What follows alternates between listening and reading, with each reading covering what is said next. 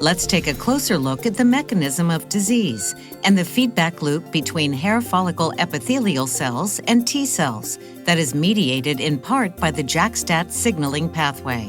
The histology of alopecia areata reveals a T cell infiltrate around the hair follicle bulb. Up close, natural killer T cells form immune synapses with follicular epithelial cells. Activated T cells release interferon gamma, which has a receptor on the follicular epithelial cell. Interferon gamma binding at the hair follicle epithelial cell leads to hair follicle epithelial cell production of interleukin-15, which is a mediator of CD8-positive T cell induction. Hence, there is a feedback loop involving interferon gamma and IL-15. Interferon gamma and IL-15 signal through the JAK-STAT pathway. When a cytokine signals through the JAK-STAT pathway, one way to modulate or interrupt its action is with small molecule inhibitors of JAKs called JAK inhibitors.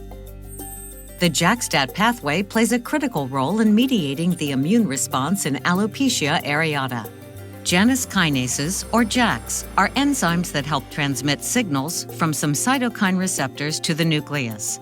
The JAK family of tyrosine kinases includes the proteins JAK1, JAK2, JAK3, and TYK2. Numerous cytokines signal through the JAK-STAT pathway.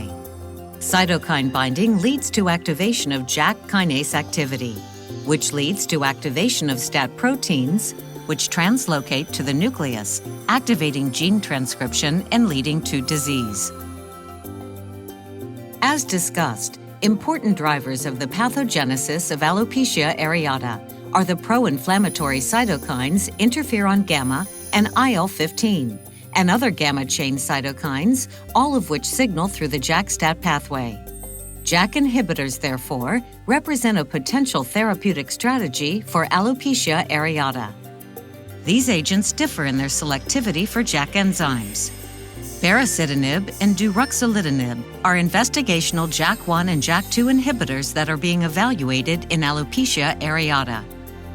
Ritlecitinib, in contrast to the other agents, is highly selective for JAK3, as shown here.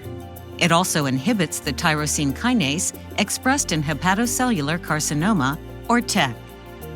At this time, the clinical relevance of JAK inhibitor selectivity is unclear. However, at least conceptually, it may be that selectivity will optimize efficacy while minimizing risks.